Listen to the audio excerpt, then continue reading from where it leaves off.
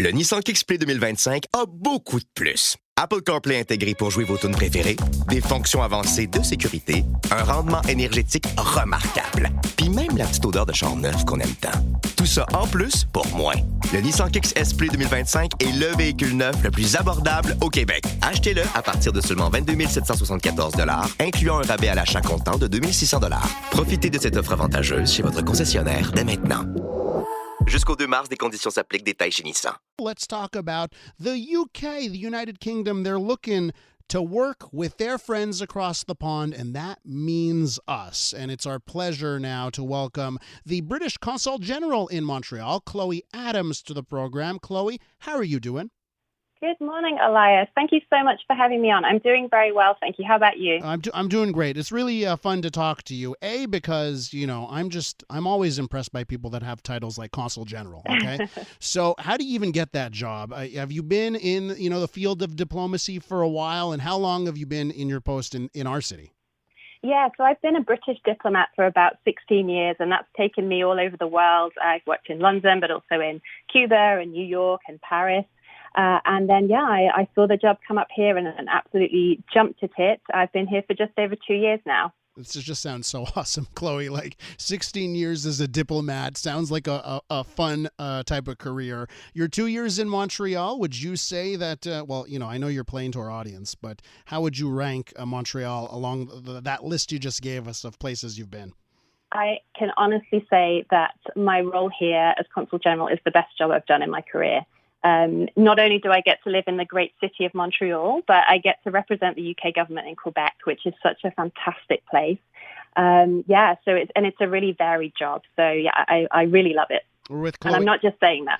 I certainly hope not, Chloe. We're with Chloe Adams, British Consul-General here in Montreal. And Chloe, I saw a post of yours on LinkedIn, of all places, about ways that the UK and we here in Quebec, we can work together on various issues. Let's get to a bit of that. What are the things where the stars have aligned that you see the UK and Quebec moving forward together, whether it's in programs or other initiatives?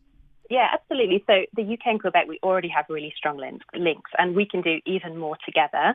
And it's the consulate's role to spot and harness those opportunities. So we work with the Quebec government, of course, but also with business, with academics, with civil society organizations on issues of mutual interest. And just to give you a couple of ideas where the UK and Quebec are already working together and can do even more together, climate change. It's a huge priority for the UK at any time, but particularly at the moment because the UK is going to be hosting the next big global climate change conference, COP26 in Glasgow in November 2021. And this is a really important moment for curbing global emissions. And I think Quebec will play a really important role in that process because it's one of Canada's provinces that has really ambitious climate goals, and there's lots of really interesting, innovative work going on here around electric vehicles, for example. Another example I would give is around, we do a lot of work on sort of fostering science and innovation links. And of course, the area of artificial intelligence is particularly interesting. The UK is a world leader in AI. And of course, Quebec and Montreal is a major AI hub within Canada. So there's already great links between researchers and businesses. You have Quebec AI companies such as Element AI who have a presence in the UK. And similarly, UK companies have set up in Montreal. And I think our governments can work together too, because we share this same vision and values around developing AI in an ethical and responsible way. So those are just a couple of examples of the things we're working on at the moment. It's so interesting, Chloe, because as you know, living here for 2 years, there always seems to be, and I think it's getting better, and I think I'm part of that, the Anglo-Franco divide in Montreal hopefully is getting better. But I'd love your perspective, right? Because UK, right? England, working with Quebec. How does that role play out? How do you find the sort of Anglo-Franco coming together? What's your perspective on that? It's funny because, obviously for Quebec, the official language being French, there's a natural tendency to look firstly to Francophone countries. I understand that.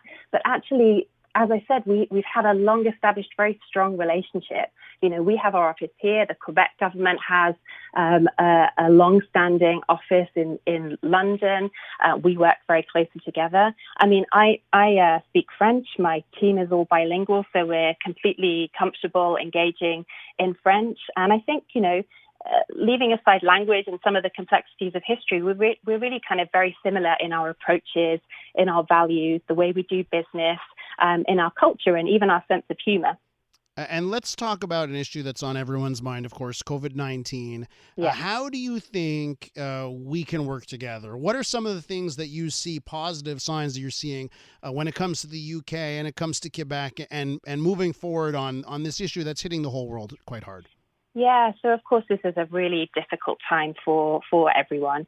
But I think it is a perfect example of the value of the UK and Quebec working together. This is a global pandemic and we have to cooperate globally to address it, right?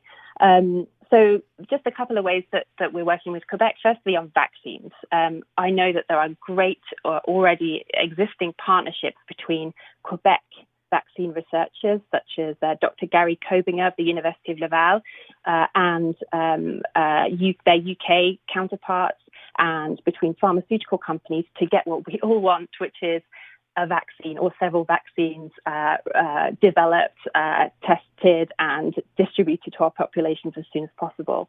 Another important area where we can work together is on personal protective equipment and medical supplies. And a great example of this is the Montreal-based company Medicom, who already had contracts here with the federal and provincial government. They've just set up a factory in England producing respiratory and surgical masks. So they're also able to help us with ensuring our supplies of PPE whilst also creating employment and contributing to our economy, which we're very pleased about. And I guess the final thing is really just sharing experiences, because there's no manual to this, right? We're all trying to put in place the best policies we can based on the science to control the spread of the virus and to minimize the pain to our economy. So we're watching very closely what happens here in Quebec and looking to where we can learn from that. Chloe, a job like yours, British Consul-General in Montreal, is there a timeline to that where you have to move on? Is this something, can you stay here as long as you want? How does that work? I would love to stay here as long as I want, but the reality is that the standard time for our postings is 4 years. Gotcha. But it's going to be very hard to leave when the time comes. Okay, and how is it working? I know things in the UK are in flux. Of course, Brexit. We see the politics that happen in the UK. How does that affect your role as a diplomat? Do you have to put that aside, or is that actually something that's chief paramount to the job you do? It's very central to the role that we do. Yes, Brexit has kind of taken a little bit of a backseat the past 2 months because COVID has dominated everything, but it's still very much there. And maybe just to recap on where we are, the UK left the European Union on the 31st of January of this year. What's happening now is that we're in a transition period that will end on the 31st of December this year. And during this transition period, we pretty much kind of continue to go along with the EU rules on those things. We're currently in negotiations with the EU to decide what comes next in our relationship after the end of that transition period. And front and center of that will be, we hope, a free trade agreement. Now, those negotiations are live, so it's difficult for me to say more at this stage, but I think there'll be more in the news about that this week. But what I think is really interesting here is kind of how that affects Canada and Quebec. And one of the reasons that the UK government wanted to leave the EU was to give us more freedom to increase our trading relationships around the world. And so that's very much what we're hoping to do with Canada.